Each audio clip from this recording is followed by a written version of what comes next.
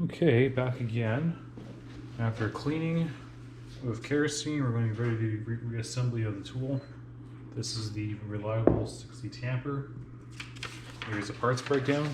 I'm not sure this is copyrighted or not, but I'm going to show it anyways. I'm going to pause that. And something very eerily similar is the Greenlee tamper. This is the Greenlee H4802 pull tamper, and they're very similar. Look at it too. Very similar looking parts. They're all very. The only different is just the way that the plumbing on the Greenlee works. The valve is different, but other than that, they're all basically the same. They all use the same parts.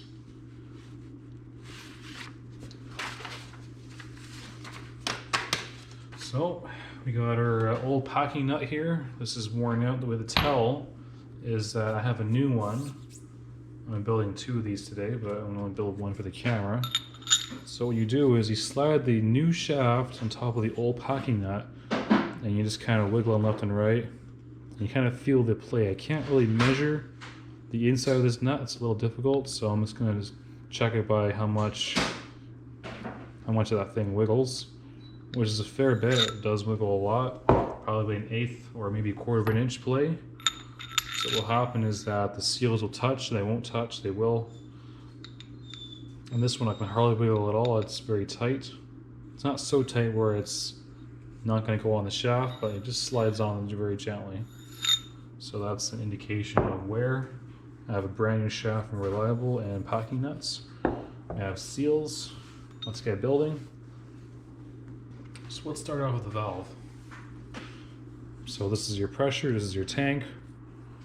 These are the O-rings go into. So on the, let's go over to the Reliable one, since this is a Reliable tool. What we're going to do is, we're going to be assembling the spool first, and then we're going to build up from there.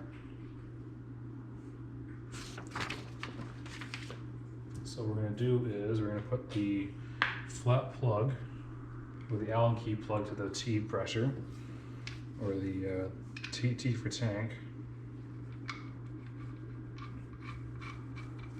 So it should look like this.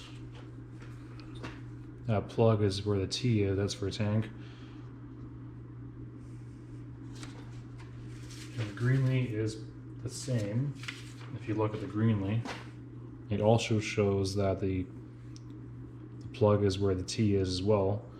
So it doesn't matter what blueprints you have, they will be very similar. When you're getting your valve, make sure it's clean, which it is. Insert it. Make sure it's free. Next, we're going to have our parts. We're going to have a spring. Make sure it's not broken or cracked or compressed. What I tell is that just measure it, which I did, and it's fine. So that's how this goes. The spring goes on top, and this plunger goes in the bottom. So I'm going to put the plunger in first, and then the spring. And then we're going to put our cap plug with a hole in it. Make sure that goes on the top. And that's the valve assembly of the pull tamper. We're not going to tighten it right away.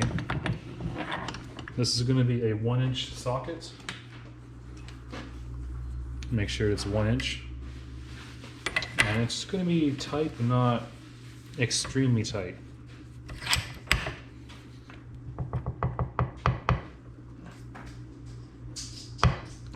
Tight as you can get it by hand by a short socket. Next we're going to get our Allen key screw. I believe it's 3/4 or 3/8 of a 3/8. Again, we're going to tighten it down.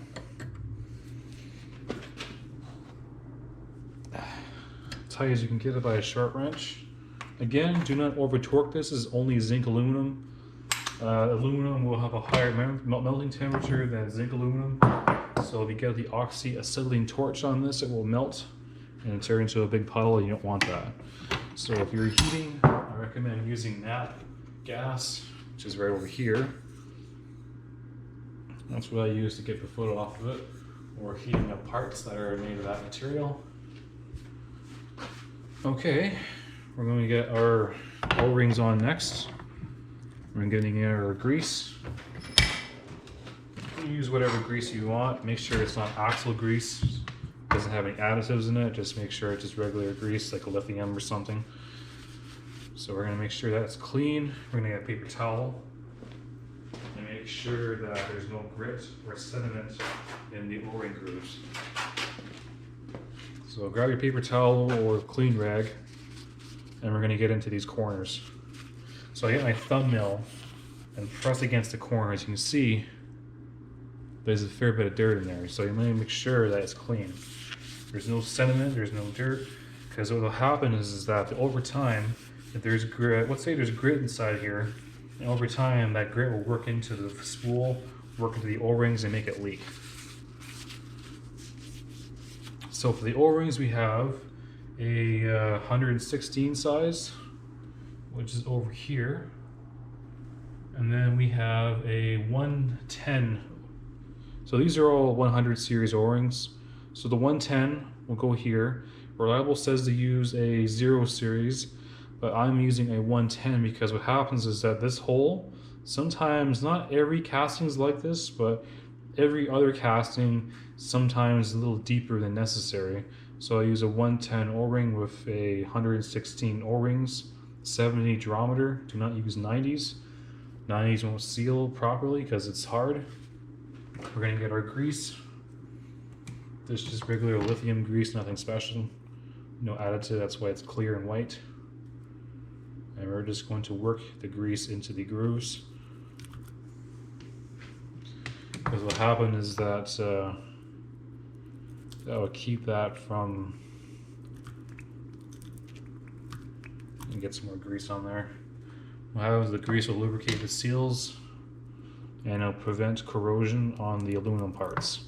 Because the 2 pieces of aluminum will corrode if it's exposed to road salt. Let's say you're on the highway doing a pull and you're exposing this thing to a heavy salt environment like that.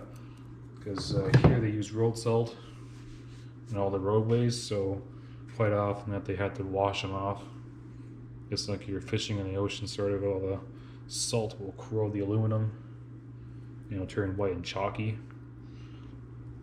This one's been just used in muck and dirt, so it hasn't been exposed to road salt. I've seen where they've been corroded so badly that the tool was scrap because the corrosion was so bad that it was not savable. So next we're going to be using this spool. There's a little shuttle spool that goes inside the body of the Tamper. Doesn't matter what blueprints you grab, again, they're all very similar.